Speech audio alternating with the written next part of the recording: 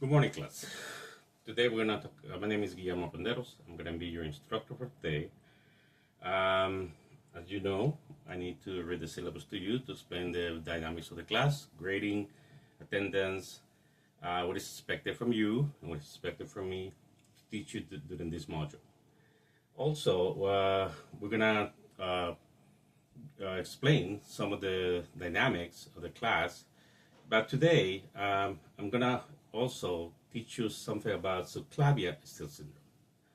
Subclavian still syndrome is pretty much a stenosis or occlusion, could be from the right subclavian, left subclavian, or innominate trunk and the aortic arc. Subclavian still syndrome gives you many symptoms and signs, right? One easy way to identify subclavian still syndrome is to check the blood pressure.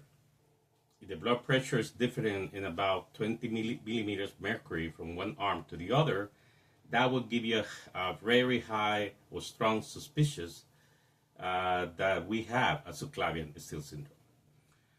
Sometimes in the book explains that subclavian still syndrome can actually manifest asymptomatically or actually produce so many signs that become neurological identified. For example, you can have numbness on one of the arms. You can have tingling, paleness of the other arm. And all this is because there's a lack of flow going to the arm during usually exercise, which is most commonly identified. As I was saying, sometimes symptomatic. The patient will not have any symptoms. The only way they discover this is when they check the blood pressure. But there are some other signs and symptoms that go with subclavian still syndrome. The name says what's going to happen here is that that occlusion or obstruction at the innominate trunk or the subclavian artery is going to block the flow that normally goes to the affected arm. The other one will be fine, right? So how can we identify this issue? Well, so I said there are some clinical way to do it through the blood pressure. That 20 millimeters mercury difference, big suspicion, right? That problem could be occurring in these patients. Also, we're going to identify the problem through ultrasound, right? There are a couple of tests that the bibliography explains that can actually help us to identify this issue. One is a carotid ultrasound or a transcranial Doppler ultrasound.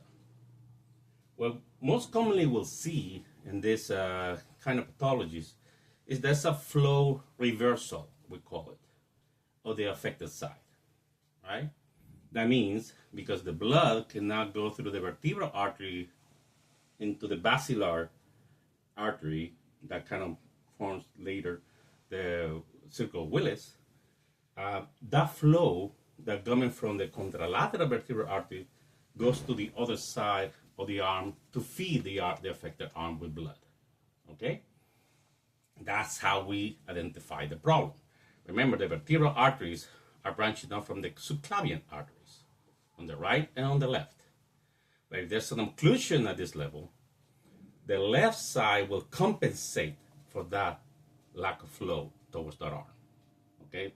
Because, again, we have an occlusion or a stenosis, a severe, I would say, a stenosis of the subclavian artery. That's the name, subclavian still syndrome. We're still in blood from this side of the heart, well, no, this side of the arm to the other side of the arm. So due to this obstruction here, there's not enough blood going to this arm. So the other vertebral artery will go through the back towards the basilar artery, in which the flow will go towards the vertebral artery of this side and provide some circulation to the right arm. That's what it says. We are still in blood from the left to the right to keep the right side in a good condition, we can say. Again, ultrasound would be our main way to identify this issue through these two studies. These are the most common ones. There could be more. There are different tests that can be done, but this is just very reliable, easy to do, and cheap. You have any other questions, please let me know. And it was a pleasure to teach you a little bit about subclavian still syndrome. Have a good day.